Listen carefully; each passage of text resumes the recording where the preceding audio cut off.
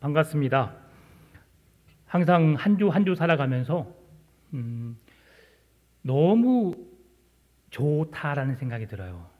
제가 이렇게 너무 좋아하면 안 되지만 도심 속에 살다가 이렇게 교회에 있는 자연을 보면서 하루하루 생명이 소생하고 새롭게 잎이 자라고 꽃이 피는 모습들을 보면서 역시 생명은 이렇게 숨어 있는 것 같지만, 죽어 있는 것 같지만 다시 살아난다는 소망을 갖는다는 것, 오늘 우리가 아무것도 할 수 없는 것처럼 여기는 그 생활 속에서 하나님은 우리의 새 생명에도 싹이 트게 하시는구나, 꽃이 피고 열매 맺는 인생으로 살아가게 하시는구나, 그런 것들을 생각하며 묵상할 때마다 참 감사하더라고요.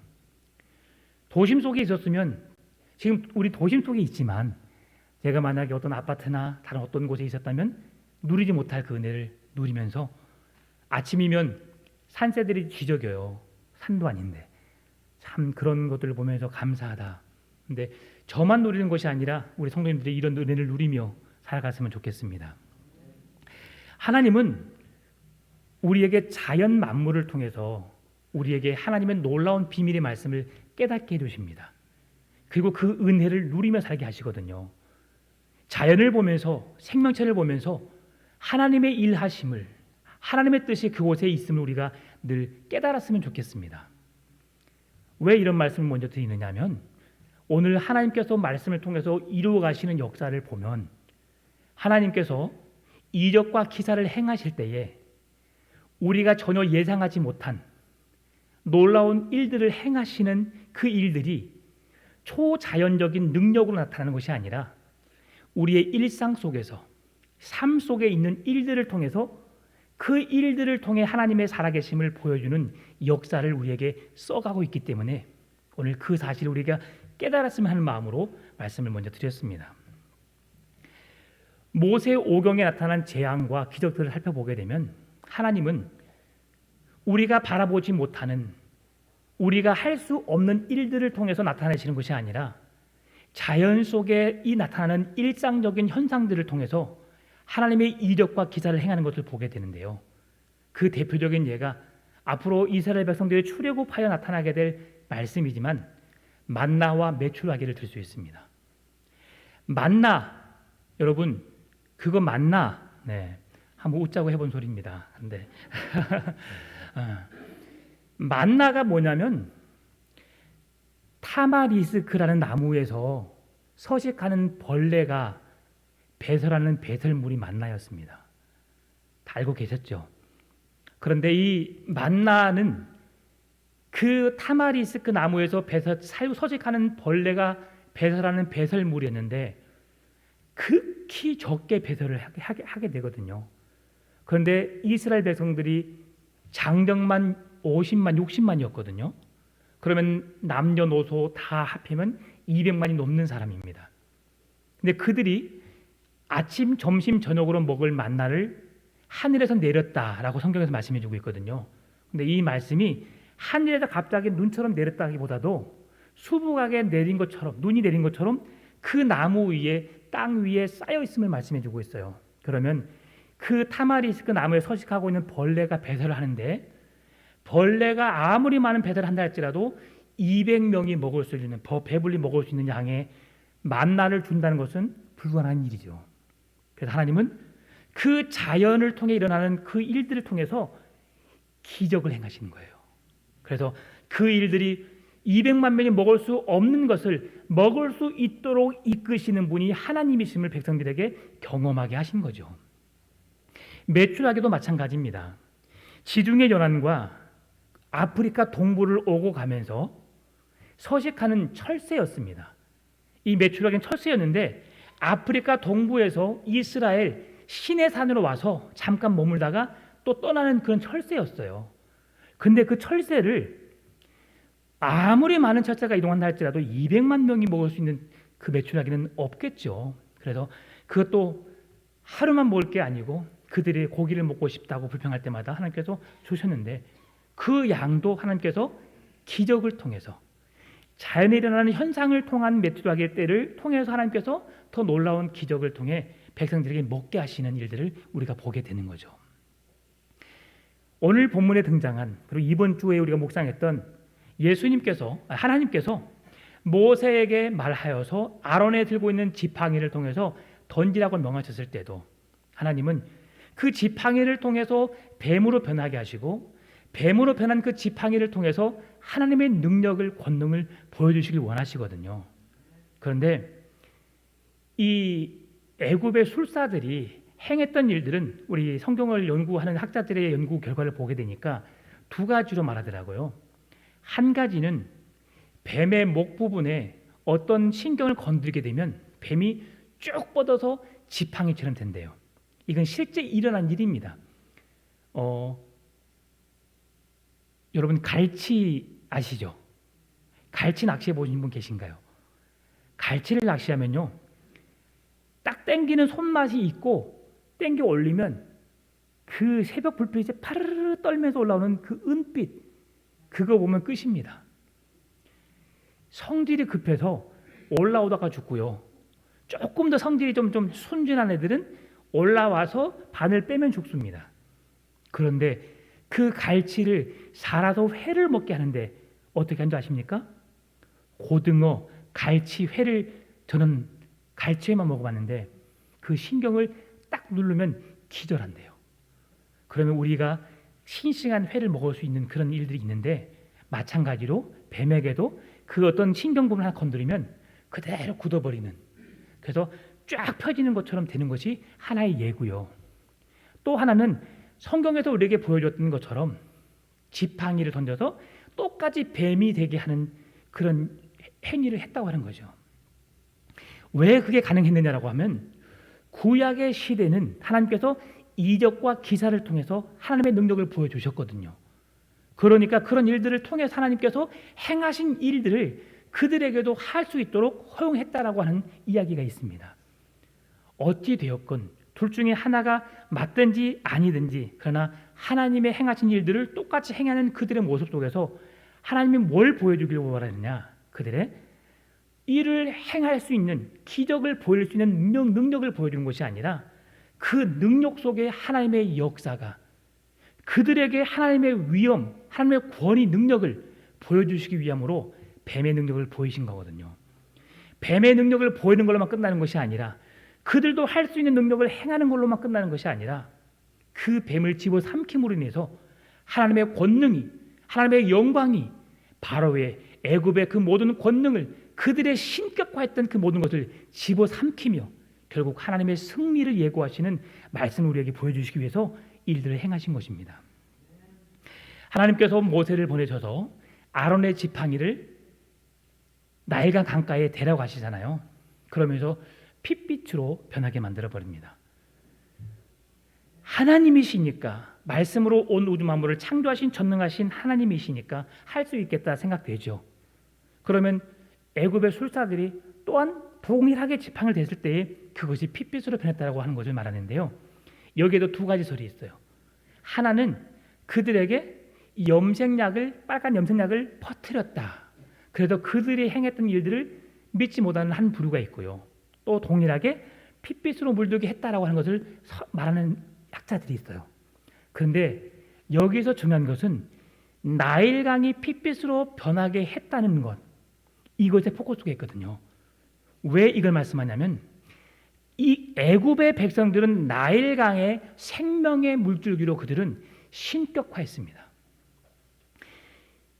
예전에 우리 모든 세계사 역사를 보게 되면 모든 민족의 번성은, 종족의 번식은 이런 물가에서 이루어졌거든요. 왜냐하면 우리가 서식하는 가장 좋은 환경, 쾌적한 환경, 식물이 먹고 살아나서 열매 맺게 하게 하는 가장 쾌적의 환경이 그런 강가였었어요. 그러다 보니까 그렇게 된 건데, 그 자연 현상을 통해서 그들은 나일강의 신이, 하피라고 하는 그 신이 그들에게 임하여서 자기들을 돕는다고 생각했어요. 그래서 내가 먹고 살 수 있도록 나일강을 통해서 풍요를 허락한다고 그들은 생각했습니다. 그냥 자연적인 현상인데 그 강이 워낙 크기 때문에 그 강이 마르지 않음으로 인해서 주위에 있는 많은 농작물들이 살 수 있도록 그 물의 공급을 통해서 사는 것인데, 그들은 그것이 나일강의 하피신이라고 하는 그 여신이 있어서 도왔다고 하는 것이죠. 그러면 하나님께서 모세를 통해서 아론의 지팡이를 그곳에 대게 해서 핏빛으로 물게 해서 모든 생명체들이, 물고기들이 죽게 했다고 했는데요, 나일강의 생명의 공급, 그들이 여신으로 믿고 그들에게 풍요와 번성의 복을 준다고 믿었던 나일강을 물들여서, 핏빛으로 물들여서 그들의 식수를 차단하고 그들의 생명의 공급을 줄을 끊어버리는 하나님의 놀라운 이적의 역사에 그들이 대항해서 보여야 될 게 뭡니까? 핏빛으로 물든 강물을 어떻게 해야 되겠어요? 다시 원상복귀해야 되겠죠. 그런데 그들 또한 그 나일강물을 남아있는 하역의 물줄기를 핏빛으로 만드는 일에만 동참하고 있어요. 이것은 그들이 행하는 요술 행위가 애굽과 바로에게 아무런 도움이 되지 못하는 것을 우리에게 보여주고 있어요. 그런데 바로 왕은 하나님께서 보내신 모세, 아론의 지팡이를 통해서 이적과 기사가 나타나는 그 일들을 통해서 우리도 그 일을 할 수 있다라고 한 것만 거기에다 포커스를 맞추고 있다는 거예요. 참으로 어리석죠.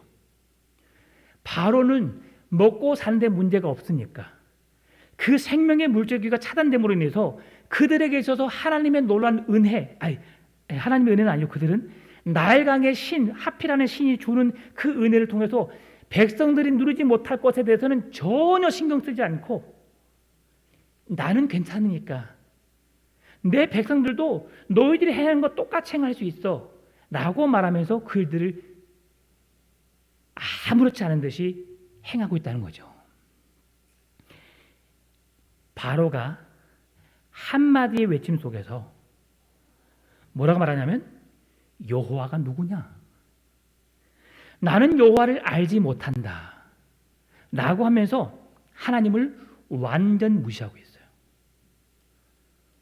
하나님은 이 모든 세상의 필요세계를 여호와의 권능으로, 능력으로 다스리시고 하나님 원하시는 뜻대로 어떻게든 할 수 있는 그런 창조주 하나님이신데, 단지 그것을 흉내낸다고 해서 하나님과 동일한, 그리고 하나님은 그것밖에 하지 못하지만 애굽의 여러 신들은 그 이상의 것을 할 수 있다고 말하는 거예요.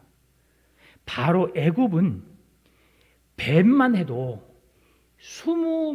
20개의 신이 있다고 말합니다. 그리고 그 신 중에서 가장 최고의 신은 뭐라고 그래요? 코브라 신. 그래서 바로의 사파를 보게 되면 그 머리에 코브라가 다 서 있는 것을 보게 돼요. 그건 코브라의 뱀 중에서 최고의 신이라 말하는 거죠. 그렇게 나일강 유역을, 생명의 근원을 차단시키는 하나님의 능력을 회복시키는 것이 그들이 신이 해줘야 할 게 아니겠습니까? 그동안의 나일강 물을 통해서 그들이 번성하고 그들의 복을 누렸다면 그 복을 누릴 수 있도록 회복시켜주는 것이 그들 술사들이 해야 할 일임에도 불구하고 그들은 그 일들을 감당하지 못해요. 왜? 그 일을 감당할 수 있을 만한 능력이 없으니까.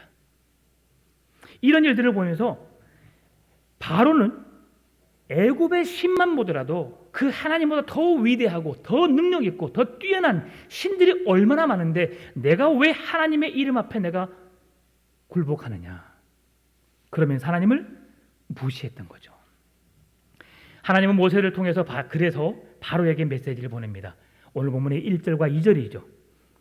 여호와께서 모세에게 이르시되 너는 바로에게 가서 그에게 이르기를 여호와의 말씀에 내 백성을 보내라. 그들이 나를 섬길 것이니라. 내가 만일 보내기를 거절하면 내가 개구리로 너의 온 땅을 치리라. 아멘. 핏빛으로 물들게 하는 가운데 이제 모세가 다시 바로 앞에 서서 명령하죠. 내 백성을 보내라. 하나님께서 오늘 본문의 말씀 속에 2절에서 온 땅을 치리라, 너의 온 땅을 치리라 말씀하시는데 이 온 땅은 애굽 전역을 말하고 있어요. 이 말은 평범한 말이 아닙니다. 애굽 온 땅을 치리라고 하신 말씀은 애굽의 온 땅이 바로의 신적인 권위에 의해서 그 땅이 신격화되어 있었어요. 신비의 땅인 거죠. 바로가 신이었기 때문에 신의 다스림 속에 있는 애굽의 온 역은 거룩한 땅이라고 그들이 신격화했습니다.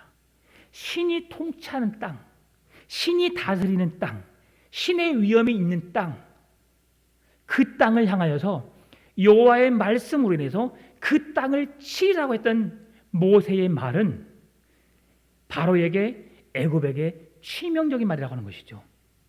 단지 내 백성을 보내라, 내가 그 땅을 치겠다고 하는 말씀이 아니라 여호와의 위엄이, 너희들이 그렇게 생각하고 있던 바로의 위엄, 바로의 신적인 권위가 아무것도 아니다. 하나님의 말씀 한마디면 너희 땅을 쓸어버릴 수 있다. 그러면서 하나님의 위엄을, 하나님의 하나님 되심을 나타내기 위한 메시지로서, 그러면서 너는 내 백성을 보내라라고 말씀하신 거죠. 그리고 너는 그 말씀에 굴복할 수밖에 없어. 그 말씀을 따라야 돼 하는 메시지로 지금 모세가 바로에게 명령하고 있는 거죠. 그럼에도 불구하고 애굽의 지도자 바로는 말을 듣지 않잖아요. 개구리를 보내서 이제 하나님께서 그 땅을 치겠다고 말씀합니다. 그 땅을 통제할 수 없다는 사실을 폭로하겠다는 말씀, 바로 그 땅을 벌하겠다는 말씀이죠. 바로는 풍요를 베푸는 날강의 신 하피, 다산의 신 개구리, 헤케트를 갖고 있지 않는 여호와 하나님을 무시하는 바로를 향하여서 이제 그를 개구리로 치겠다고 하는 겁니다.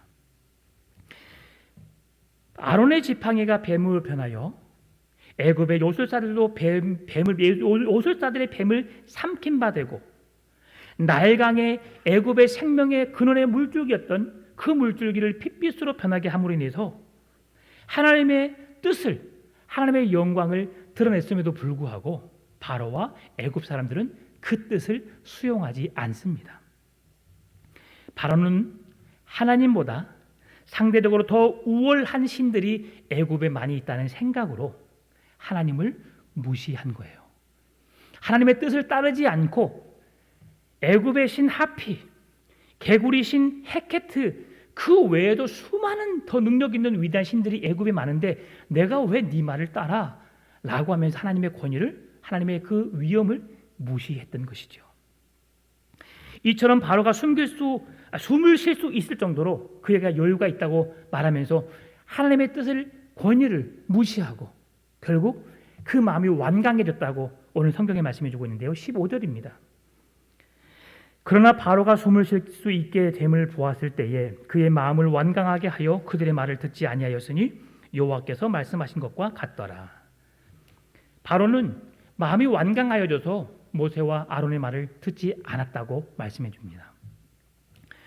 왜 그러면 하나님은 이들에게 열 재앙이라고 하는 재앙을 통해서 그들에게 메시지를 선포하고 있을까요?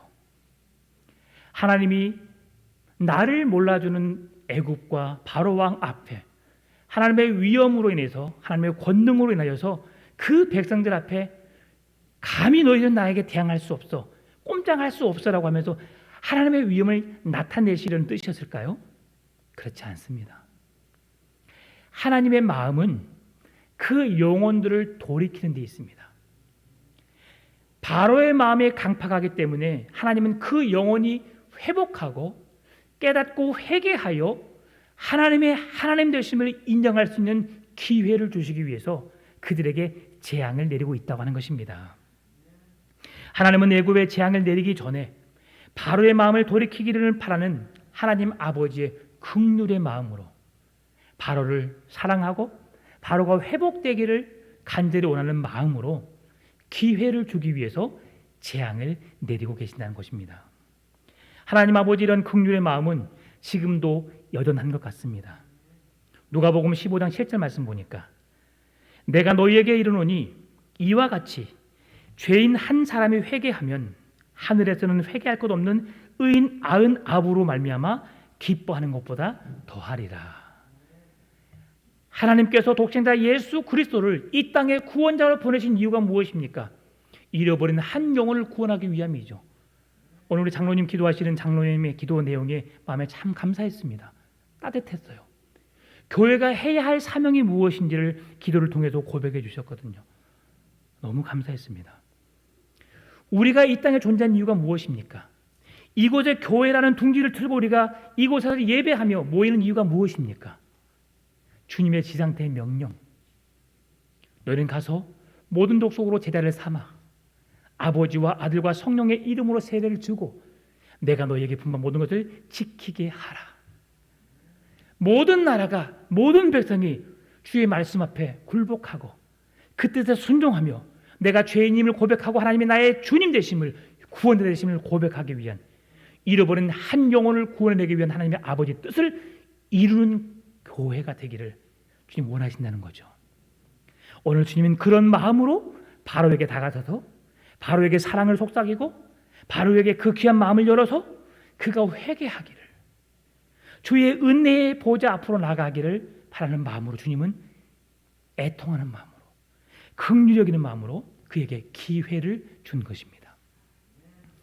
사랑하는 성도 여러분, 내가 뭔가 대단해 보이지 않아도, 내가 그 어떤 능력이 없다고 여길지 모르겠지만 하나님은 하나님의 뜻을 헤아려 아는, 하나님께서 선포하신 메시지에 이해하는, 하나님의 뜻을 깨닫는 것을 우리에게 은혜라고 합니다. 어리석은 자 바로 애굽, 하나님을 알아차리지 못했어요. 하나님이 어떤 분이신지 알고 싶지도 않았습니다. 그래서 우리가 하나님을 안다는 것, 주의 말씀을 깨닫는다는 것, 이것은 하나님께서 우리에게 주신 놀라운 축복의 은혜라는 사실을 기억하시기 바랍니다. 오늘 저와 여러분은 그런 은혜를 누리고 있는 자들이에요. 하나님이 이 세상의 만물을 창조하신 창조주 하나님, 우리의 모든 죄값을 속량하시고 이 땅에 오신 자기의 생명까지도 아깝게 여기지 않고 내어주신 구속주 예수님, 오늘도 우리와 함께하면서 죄와 구별된 거룩한 하나님의 백성으로 살게 하시는 성령님의 은혜를 잊지 않고 기억하며 사는 것, 이것이 오늘 우리에게 주신 은혜인 줄 믿습니다. 오늘 하나님께서 모세를 통해서 내 백성을 보내라고 말씀하신 그 말씀의 메시지가 무엇입니까? 이 은혜를 깨닫기 위해서 그들에게 주는 메시지인 줄 믿습니다. 이 뜻을 깨달으며 살아가는 것, 그것이 하나님의 백성으로 살아가야 할 이유인 것이지요. 완악한 바로는 두 번째 재앙을 맞게 됩니다. 애굽의 온 땅에 개구리떼가 나일강에서 올라와 바로와 그 신하들과 백성들의 삶의 공간을 가득 채우지요. 애굽의 요술사들도 개구리를 끌어올리는 마술을 부려보지만 이는 자기들의 삶을 더 큰 곤경에 빠뜨릴 뿐입니다. 여러분, 바로의 궁, 침실, 화덕, 그리고 음식이 나오는 그 모든 반죽 속에 개구리가 뛰어들어간다고 생각해 보십시오. 여보, 좋은 아침이야. 우리 밥 먹자. 상을 차렸습니다. 이야, 이렇게 맛있는 음식 준비하느라 고생했어. 젓가락을 드는 순간 개구리가 쏙 들어가요. 여러분, 파리만 빠져도 우리는 별로 쏙 좋아하지 않잖아요. 저같이 피부가 강한 사람은 숟가락 딱 떠서 그냥 버리고 먹어요. 피부가 약한 사람은 못 먹습니다. 근데 그런 일들이 허다하게 일어나는 거죠. 피곤해서 지쳐서 일어났는데 침실에 갑자기 개구리가 같이 잠에서 깨어나요. 이건 우리는 그냥 재밌게 이야기하지만 그게 실제로 생각해 보십시오. 끔찍한 일입니다. 하나님이 개구리를 나일강에서 나오게 했다면 피해 재앙처럼 애굽의 술사들이 어떻게 해야 되겠어요? 나일강에서 개구리가 못 나오도록 막아야 될 것 아니겠습니까? 근데 그들 또한 애굽 나일강에서 그냥 개구리가 나오도록, 그냥 몇 마리의 개구리가 나오도록만 하는 일에 그치고 있다는 것이죠. 흉내만 내는 그리스도인, 절대 하나님 기뻐하지 않습니다. 하나님께서는 온전한 일들을 이루시기 위해서 우리를 부르셨는데요, 오늘 개구리를 통해서 우리에게 많은 걸 깨닫게 해주세요. 왜 이들이 개구리를 신격화했을까? 헤케트, 개구리의 여신, 개구리를 이들의 상형 문자에 보게 되면 그의 화석에 개구리가 들어있어요. 이 개구리 한 마리를 그들은 10만 명으로 숫자를 계산해서 개구리를 한 마리씩 집어넣었다고 해요. 개구리가 많은 다산, 출산을 돕는 여신으로 그들은 인정한 거예요.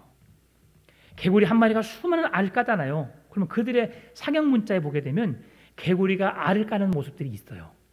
제가 찾다 보니까 안 보이더라고요. 자기들은 그 사진이라고 해놨는데 제가 개구리 알이라고 못 보겠어요. 네, 검색해서 봤더니 사진을 보여주면 좋은데 없어서. 근데 그렇게 해놨습니다. 그래서 그들은 개구리를 향하여서 우리에게 다산의 복을 준다라는 여신으로 그들은 믿고 따랐던 거예요. 아이를 낳지 못한 여인들은 나일 강가에 가서 개구리에게 기도하면서 빌었대요. 나에게 잉태의 복을 달라고. 아이를 낳지 못하고 죽은 남자들은 그들의 관 속에 개구리 미라를 만들어서 그 관에 집어 넣어줬다고 해요. 그만큼 그들은 개구리가 다산의 복을 준다고 그들은 믿어왔습니다. 얼마나 어리석습니까? 여러분, 하나님께서 우리에게 자연 생명체를 주신 이유가 무엇입니까? 창세기에서 분명히 말씀해 주고 있거든요. 생육하고 번성하여 땅에 충만하라. 너희들은 이 모든 것을 다스리라고 말씀하십니다. 이 모든 생명체를 우리에게 주신 하나님의 선물인 것입니다. 여러분, 이 피조 세계에 이 피조물들을 향하여서 우리가 지배하고 다스리는 권능을 주신 것이지 그들을 인간보다 더 귀한 존재로 여기라는 게 아닙니다. 그래서 애완동물을 키우시는 분들 죄송합니다. 애완동물은 애완동물일 뿐입니다. 우리 아들, 우리 딸, 이건 하나님의 이름을 모욕하는 겁니다. 하나님의 창조 질서를 무너뜨리는 것입니다. 귀여울 수 있습니다. 예뻐할 수 있습니다. 신랑이 들어왔는데, 아내가 들어왔는데, 자녀가 들어왔는데 하나님이 존엄한 인간으로 창조하신 생명체를 보고 쳐다보도 않고 개와 놀아나고 있는 이 모습, 하나님 기뻐하지 않습니다. 키우는 걸 저는 반대하는 건 아닙니다. 그러나 하나님의 창조 질서만큼 우리가 회복해 나가야 한다는 것이죠. 오늘 이들은 하나님이 만드신 창조물 속에 사람의 필요를 통해서 지어놓으신 개구리를 신격화해서 개구리가 풍요를, 다산을, 잉태의 복을 준다고. 어찌 개구리가 그런 잉태의 복을 줄 수 있을까요? 오히려 개구리를 잡아서 먹으면 우리에게 보가 돼서 우리가 건강을 회복해서 할 수는 있겠죠. 그러나 그런 하찮은 피조물인 개구리에게 가서 빌고 기도하고 이런 어리석은 행동을 했던 것이 바로 바로와 애굽인들의 모습이었다는 거예요.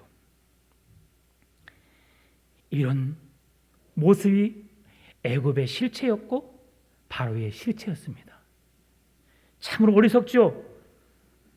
이따위 존재인 바로가 온 우주 만물을 창조하신 전능자 하나님을 향하여서 나는 그를 알지 못한다. 여호와가 누구냐? 감히 그 입에 담을 수 있을까요? 그 하나님을 무시하고 그 하나님을 하나님으로 인정하지 못하는 바로의 입에서 감히 하나님의 이름을 거론할 수 있을까요? 여러분, 우리는 이 말씀을 보면서 이렇게 했다는 것으로 끝나는 것이 아니라 우리가 어떻게 살아야 할지를 우리가 생각해 봐야 하는 거예요. 세상에 수많은 사람들이 함께 신앙생활을 하고 함께 믿음의 길을 걸어가지만 이 땅 가운데 하나님의 이름이 땅에 떨어지고 저주를 당하고 모욕을 당하고 무시를 당하는 그 현실 속에서 가만히 바라보고 있는 이스라엘의 수많은 백성들과의 다를 바가 없는 우리의 인생이 아니라 하나님의 이름을 저주하고 무시하는 저 골리앗 장군을 향하여서 너는 칼과 창으로 내게 맞서 싸우지만 나는 만군의 여호와 하나님의 이름으로 너와 맞서 싸우노라라고 말씀할 수 있는 그런 담대한 믿음이 여러분에게 있기를 바랍니다.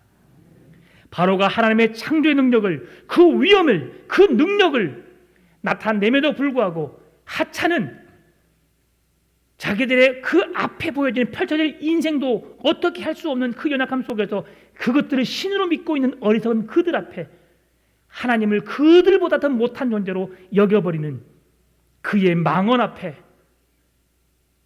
가만히 있어서는 안 된다는 거죠. 그래도 우리는 죄와 맞서 싸워야 합니다. 죄악에 대해서는 철저하게 우리는 회개해야 되고 죄의 문제는 해결해야 합니다. 그렇지 않으면 하나님이 우리를 만나주시지 않아요. 하나님은 사랑의 하나님이라고 해서 죄를 덮으려고 하고 악으로 선을 이기려고 하는 어리석음을 주님은 절대 기뻐하지 않는다는 겁니다. 하나님의 말씀 앞에, 하나님의 그 위엄 앞에 하나님의 하나님 되심이 모든 사람들에게 존경받고 하나님의 이름 자체가 높임받을 수 있도록 우리가 그 일들을 감당해야 되지 않겠습니까? 아닌 것은 아닌 것입니다. 절대로 피조물이 신이 될 수 없습니다. 그럼에도 불구하고 오늘날 어리석은 사람들은 사람을 신으로, 피조물을 신으로 신격화해서 섬기는 어리석은 자들이 얼마나 많은지 모릅니다. 20년 전만 해도 우리나라에 하나님, 예수님, 성령이라고 말했던 사람이 100명이 넘어요. 지금도 버젓이 내가 이 땅에 임한 보혜사 성령이다, 하나님의 아들이다, 하나님의 실체라고 말하는 사람들이 얼마나 많은지요. 그래서 우리는 깨어 있어야 합니다. 미혹의 영에 빠지지 않기 위해서 날마다 두렵고 떨림으로 우리의 구원을 이루기 위해서 날마다 주의 말씀 앞으로 나가야 합니다. 베드로전서 5장 8절 9절 말씀 보니까 근신하라 깨어라 너희 대적 마귀가 우는 사자같이 돌아다니며 삼킬 자를 찾나니 너희는 믿음을 굳건하게 하여 그를 대적하라. 이는 세상에 있는 너희 형제들도 동일한 고난을 당하는 줄을 알미라. 아멘. 미혹의 세대에 우리를 넘어뜨리는 그 사단의 괴계에 넘어가지 말고 믿음을 굳게 하여 주의 뜻을 이루고 환난을 당하지만 피하는 자가 아니라 그 환난을 통해서 하나님의 뜻을 발견하는 주의 구원을 나타내는 신실한 믿음의 사람들로 살아가기를 바랍니다. 바로가 궁지에 몰리자 8절부터 13절에서 하나님께 기도하여서 이 재앙을 멈춰달라고 말합니다. 모세가 이 말을 듣고 바로에게 말하지요. 그럼 내가 어느 때에 그 일을 행하기를 원합니까? 라고 바로에게 묻지요. 바로가 뭐라고 말합니까? 11절에서 10절에서 그가 이르되 내일입니다. 왜 바로가 내일이라고 말했을까요? 지금 당장 지긋지긋한데 끔찍한 일인데 왜 그랬냐면 바울은 하나님으로 인정하지 않았기 때문이에요. 애굽의 술사들이 동일한 방법으로 개구리를 끄집어내니까 그 끄집어내는 능력을 하나님이 하는 일 똑같이 할 수 있어. 이 정도 시선으로 바라보기 때문에 하나님을 인정하지 않는 거예요. 인간은 조금의 틈만 있으면 그 틈을 이용해서 자기의 이익과 욕심을 지키고자 애를 쓰는 것 같습니다. 그런데 문제는 선을 위해서 내 자신을 희생시키고 기회를 타면 그 일을 이루기 위해 노력한 사람들은 극히 드물다는 것이죠. 우리가 구하는 간절한 기도가 내 이익만을 구하는 것이 아닌지, 내 이기적인 욕심을 채우기 위한 기도가 아닌지 이 시간 살펴보았으면 좋겠습니다. 나의 기도가 하나님의 영광과 찬송과 능력을 드러내는 그 기도가 되기를 바랍니다. 지난주 수요일 날 나의 기도하는 것보다, 오늘 집에 가셔서 유튜브에 찬송 한번 들어보세요. 나의 기도하는 것보다 참 은혜가 됩니다. 모세와 아론이 바로의 말을 듣고 하나님께 기도합니다. 왜 기도했을까요? 모세와 아론은 하나님 아버지의 마음을 알았어요. 처음에는 하나님을 향하여서 난 못합니다. 내가 어떻게 그 백성들에게 말합니까? 백성들이 나를 죽이려고 하고 나를 살인자로 말합니다. 백성들도 내 말을 듣지 않는데 내가 어떻게 바로왕 앞에 가서 말합니까? 나는 입이 뻣뻣하고 둔하여서 내가 어떻게 그 일들을 감당합니까? 그러나 하나님께서는 모세에게 신적인 권능을 주셨고 아론에게는 모세를 대신해서 대언자로서 말씀의 권능을 가지고 나가라고 말씀하셨잖아요. 이적과 기사를 행하면 행할수록 모세와 아론에게는 하나님께서 행하실 일들을 보고 믿음이 생겨나기 시작했어요. 하나님이 행하실 일들을 하나님의 마음을 헤아리기 시작했어요. 하나님께서 왜 열 재앙을 내리셨다고 하셨어요? 하나님의 분명한 목적을 바로와 모세와 아론이 깨달았기 때문에, 바로에게, 애굽 백성들에게 그들을 구원하기 위한 하나님의 긍휼의 마음을 아셨기 때문에 그들이 다시 배반하고 마음이 완악하여서 다시 그들이 주님을 배반하고 조롱하고 무시할 걸 알았지만 주님의 마음의 뜻을 이루기 위해서 모세와 아론이 기도했던 것을 보게 됩니다. 여러분, 결국 바로는 마음이 완악해서 이스라엘 백성들을 보내지 않죠. 인간의 본성, 이게 죄의 속성입니다. 무엇인가 남 앞에서 비굴하고 남 앞에서 내가 안 되겠다고 생각하면 어떻게 해서라도 그 상황을 모면하기 위해서 인간은 발악을 합니다. 그러나 그것이 전부가 아니에요. 순간은, 위기는 모면할 수 있지만 우리의 죄의 본질을 깨닫지 못하면, 해결하지 못하면 우리는 하나님 앞에서, 심판대 앞에서 슬피 울며 이를 갈며 영원한 지옥불에 떨어질 수 있다는 사실이죠. 그래도 우리는 죄는 그 어떤 모양이라도 버려야 합니다. 이 대표적인 말씀이 무엇인 줄 압니까? 예수님께서 우리에게 그 사실을 보여주셨어요. 사탄의 말은 달콤하거든요. 죄의 유혹은 달콤합니다. 그럴싸해 보입니다. 예수님이 40일 금식기도 하시고 세상에 나가 주의 사역을 감당하기 위해서 광야로 나가실 때에 예수님이 사단을 찾아가서 시험을 당하시잖아요. 그때 사단이 예수님께 했던 유혹이 어떤 유혹이었습니까? 마태복음 4장 3절, 내가 만일 하나님의 아들이어든 명하여 이 돌들로 떡덩이가 되게 하라. 6절에 내가 만일 하나님의 아들이어든 뛰어내리라. 기록되었으되 너를 위하여 그의 사자들을 명하시리니 그들의 손으로 너를 받들어 발이 돌에 부딪히지 않게 하리라. 8절 9절, 마귀가 또 그를 데리고 지극히 높은 산으로 가서 천하 만국과 그 영광을 보여 이르되 만일 내게 엎드려 경배하면 이 모든 것을 내게 주리라. 그럴싸해 보이지 않습니까?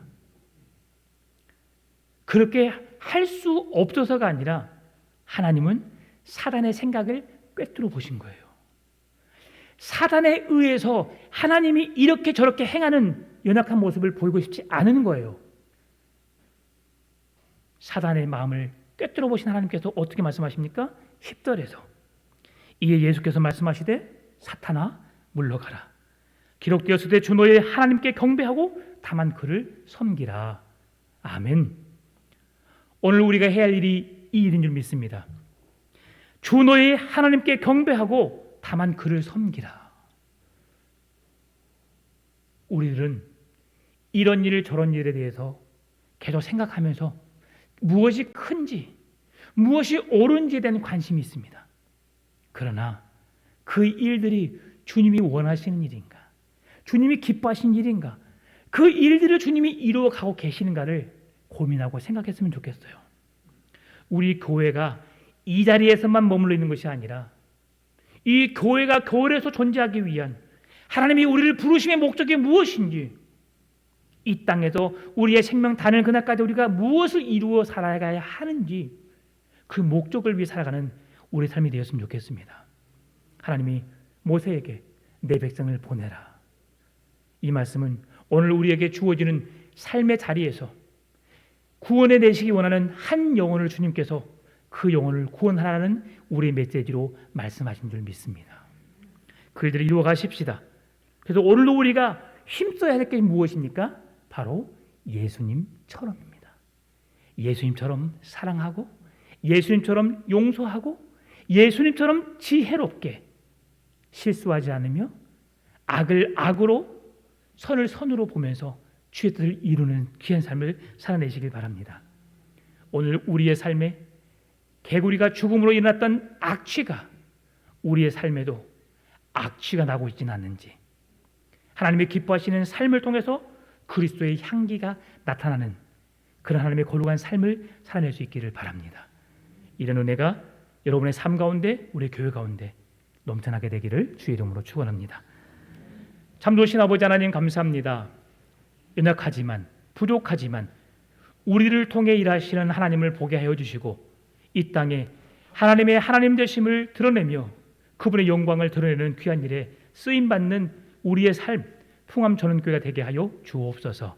감사합니다. 살아계신 예수님의 이름으로 기도드리옵나이다. 아멘. 말씀을 생각하면서 찬송하겠습니다.